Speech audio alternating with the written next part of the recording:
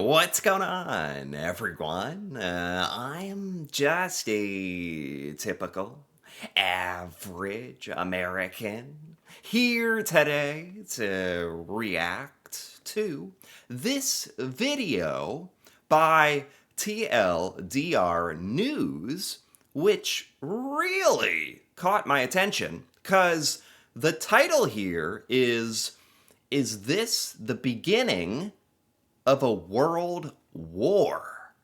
And they are definitely referring to, the United States, us bombing Iran. And that, being the catalyst for beginning, what could be World War III? I don't know. But, to be honest, I really think that a lot of Americans really aren't thinking about the real consequences of what we are doing. Sadly, I actually think that a lot of us here really have this attitude of like, well, that's in Iran. That's really far away. That's on the other side of the world. That doesn't really affect me. So, a lot of Americans have that kind of mindset where they just don't really, they almost don't think about it as being real. And then some people even think, oh well, we'll just blow them up. We'll just bomb them off the face of the earth and that'll solve it. So which that's all a pretty, ignorant way of thinking about all this. So today, I want to hear more of an outside perspective on everything that's going on and what the U.S. war on Iran could really mean for the future of the world.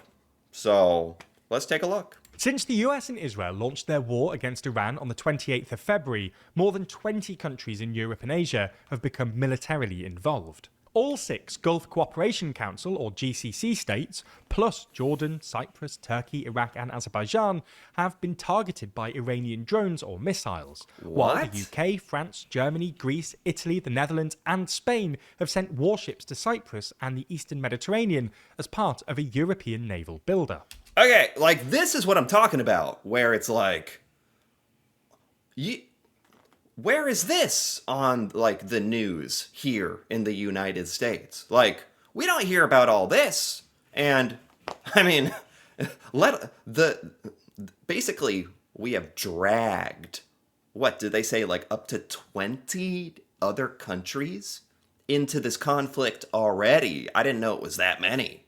I know there's been a lot of like US military bases in that region that have been attacked by like Iran with retaliatory strikes, and those are US bases in other countries that, have inadvertently become targets because of us. And now it's like you also got like these countries in Europe sending warships, and which is also like very insulting because of what Donald Trump said, like how about the UK, right? Like, yeah, Donald Trump said something about how we don't need help, which is incredibly disrespectful, to say the least. Like, that's got to be infuriating to hear as a European. Let alone, for me, it's infuriating to hear, our president say stuff about like that about our allies. But so yeah, like this is bigger already than I realized, and I think that most Americans realize. On top of that, Russia is reportedly providing Iran with intelligence to target US forces in the Middle East, while Ukraine is assisting the US and GCC countries with shooting down Iranian-made Shahed Oh drones, wow. which Russia has been using to attack Ukraine. Connect Yeah, yeah, I don't think like Ukraine and a lot of other countries, I don't think you guys are getting enough credit here in the US. Um Especially, I know I keep saying this, but especially from the stuff Donald Trump says, like every day, like how the United States is dominating this war and this is basically over. This it's basically done. And then it's like you hear the real news that like Iran isn't even considering surrendering, and that we're sending like boots on the ground, like soldiers physically boots on the ground there, which to me that doesn't look like this is going to end anytime soon. So it's just a bunch of lies. The two regional wars in Ukraine and Iran. So, in this video, we'll explain the network of countries currently involved in the Iran war, and discuss whether we're in the foothills of another world war. Okay. I think I desperately needed to see this video to truly understand the full picture and get that outside perspective, because obviously the news and the perspective that we're getting here in the United States is extremely closed and seems to be like not talking about a lot of stuff, not crediting a lot of other countries, and just, yeah. So I think it's so important for Americans to like watch stuff like this. First, we'll look at the roughly 20 countries that are militarily involved in the Iran war. Okay. Less than 2 weeks ago, the US and Israel launched joint airstrikes on Iran, killing Iranian Supreme Leader Ayatollah Ali Khamenei and dozens of other Iranian leaders. Yeah, that's right. We like killed the Supreme Leader. It was this big strike. It was like, I'll give them credit. It was a shock. So I'm guessing it was very surprising to Iran, and we got the leg up in that sense. It was a surprise attack. But unfortunately, it was also a surprise to, American citizens. I feel like we should have had more of a say in this. Like, Donald Trump literally campaigned on not starting new wars. So that was a complete lie. Most Americans are against this. We don't even understand really the real reasons why we are doing this. It's supposed to be because we're disarming Iran of nuclear capabilities, but apparently like intelligence says they are nowhere close to that kind of threat on us or anyone. And so that was like the main reason, and it seems to just not be true. And like, this was also a surprise to our allies in Europe and the surrounding area of Iran, who are extremely affected by this decision that was basically made for you. America just decided to put all of you, to drag a lot of our allies into this danger. And you guys are physically located closer to it. With the stated aim of destroying Iran's nuclear and missile capabilities. Yeah. According to Iran, the US-Israeli strikes have targeted over 10,000 civilian sites, including residential buildings and hospitals, killing more than 1,300 civilians so far. Obviously, that's outrageous. If that's true, like if the US is purposefully targeting civilians, it's like a war crime, right? In retaliation, Iran launched a major regional assault, targeting US bases as well as civilian and oil infrastructure in the Gulf states. This is the stuff. This I have heard about, because this is like American bases, so this was important to us, so I have heard about this. Saudi Arabia, Kuwait, Bahrain, Qatar, the UAE, and Oman, as well as towards Jordan, Iraq, and a UK military base in Cyprus. I had no idea it was this many countries, though, that were targeted. Prompting the UK to send a warship and anti-drone helicopters to Cyprus. France, Germany, Greece, Italy, the Netherlands, and Spain have also since deployed warships to the eastern Mediterranean. I didn't know that. I didn't know so many of our allies are already helping with sending ships and reinforcements, and that's a shame, because you guys should get a lot of credit for that. That's amazing to be helping us like that. Continuing a European naval build-up. Then, late last week, 2 more countries, Turkey and Azerbaijan, were also apparently attacked by Iran. Although we should say Iran has denied responsibility for these strikes. This might just sound like another regional conflict in the Middle East, but new developments have now linked the Iran war to the Russia-Ukraine conflict. Russia is reportedly providing Iran with intelligence to target US forces in the Middle East, while Ukraine is providing expertise in cost-effective drone interception to the US and Gulf states. I didn't know that there was like Russia or Ukraine or that was somehow connected or becoming connected, or is that the first steps of how they're determining like this is extending into something other than a conflict in the Middle East, which there always seems to be some kind of conflict in the Middle East, but this is like already becoming bigger than that, it feels like, which is the beginning, you know, if you were going to look back in history, maybe they'll look back to right now and say, oh yeah, that was the beginning of World War III right there. Yeah, when the US bombed Iran. Yeah, like that could become true. To prevent the US from having to use up its expensive air defense systems. This intertwining of two nominally separate conflicts, the Russia-Ukraine war and the US-Israel-Iran war, is dangerous in and of itself, and has also left the South Caucasus countries of Azerbaijan, Armenia and Georgia, which are key transit and energy corridors linking Europe to Asia, caught in the middle. Oh, yeah, I don't know anything about this.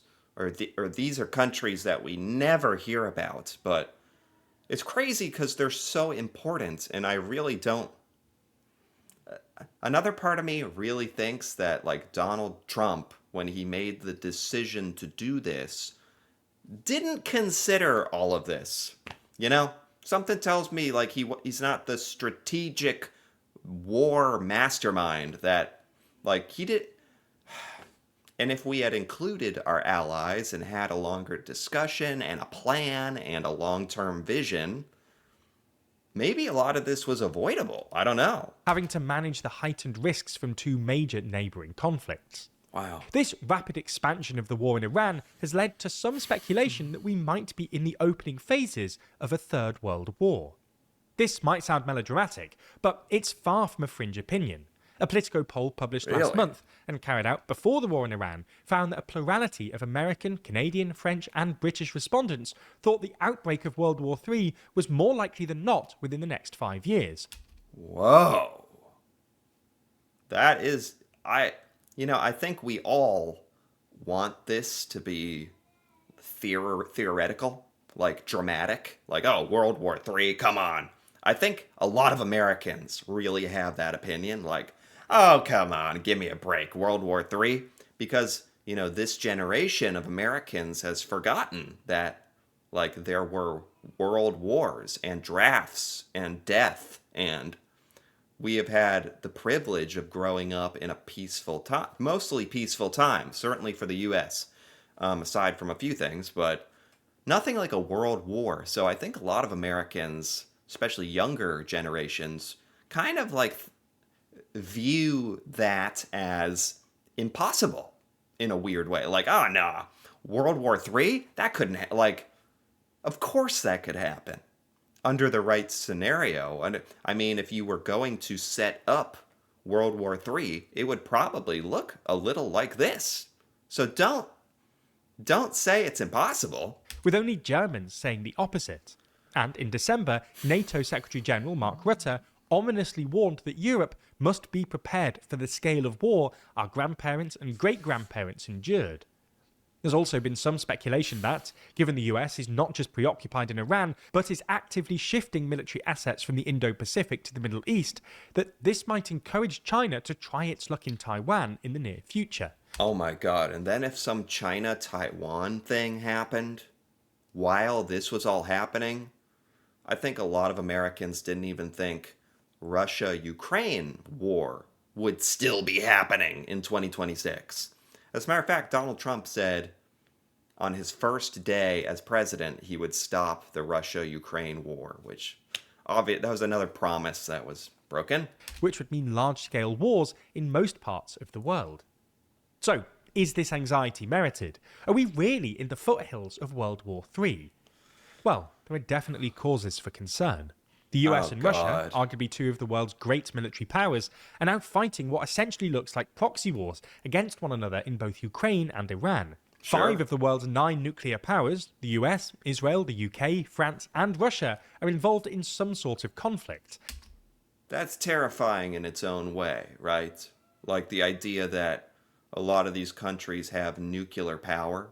Thankfully, a lot are our allies or in NATO, but it's like, that's terrifying because I think everybody, like, as we've moved into the future, maybe we've forgotten a little bit, but it, like, in the back of our mind is like, so many people have nuclear bombs. Like, that could literally destroy the world. Now that's dramatic, but it's literally possible. Nuclear war, like, it's never really happened. And this is all happening against the backdrop of wider geopolitical insecurity, as the so-called rules-based order breaks down. In reaction to this newfound insecurity, countries are negotiating new military alliances with one another. You see this most clearly in the Middle East, where a number of countries are worried about Israeli aggression and apparently no longer see the US as a reliable security guarantor. This seems to have at least partly motivated the recent defense pact between Saudi Arabia and Pakistan. Again, a lot of great information here. Stuff that we do not hear about here in the United States. We don't talk about this kind of stuff. They don't report about any of this stuff. Because it's not, it doesn't make the U.S. look good, sadly. But yeah, obviously the U.S.'s reputation has so dramatically declined. It is not surprising to me at all that people around the world, countries around the world, want different alliances or don't see the U.S. as trustworthy or safe. And there are now rumours that it might be expanded to include Turkey.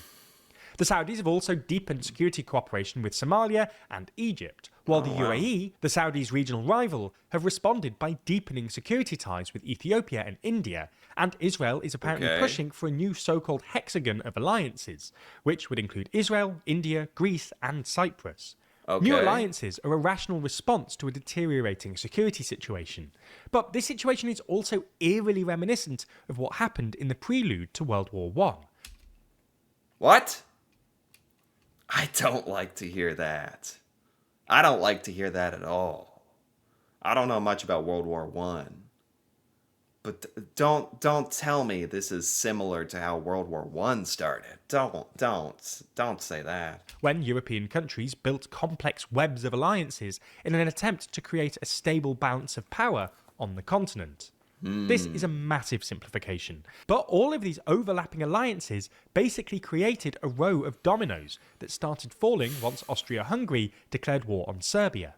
Russia then stepped in to defend its ally Serbia, Germany then stepped in to defend Austria-Hungary, France then stepped in to defend Russia, and Britain stepped in to defend Belgium. Whoa. I didn't know all that. That actually makes a lot of sense how that would happen. And we're literally entering a time where all these new alliances and promises and deals are being made. That's crazy. I didn't know it happened like that. That's terrifying. When it got caught in between Germany and France, triggering a world war. Nonetheless, while things clearly don't look great, a third world war isn't necessarily inevitable, for at least 3 reasons. First, nuclear weapons still function as a ceiling on escalation. This explains why, for instance, Russia hasn't hit the US, the UK or France, despite their support for Ukraine. It's funny, because that's very true.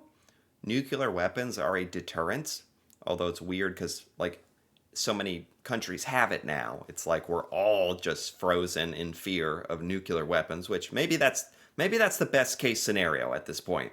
Everyone has it, so no one will do it. No one will use it, because we're all scared.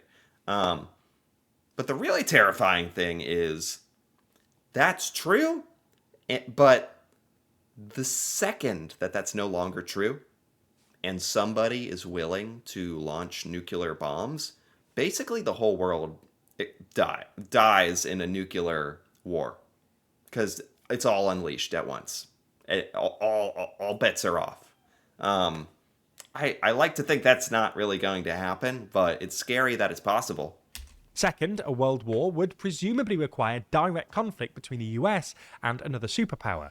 But Trump is such a big fan of both Putin and Xi that it's hard to imagine that happening at the moment. That's true. That's true. That's a good point.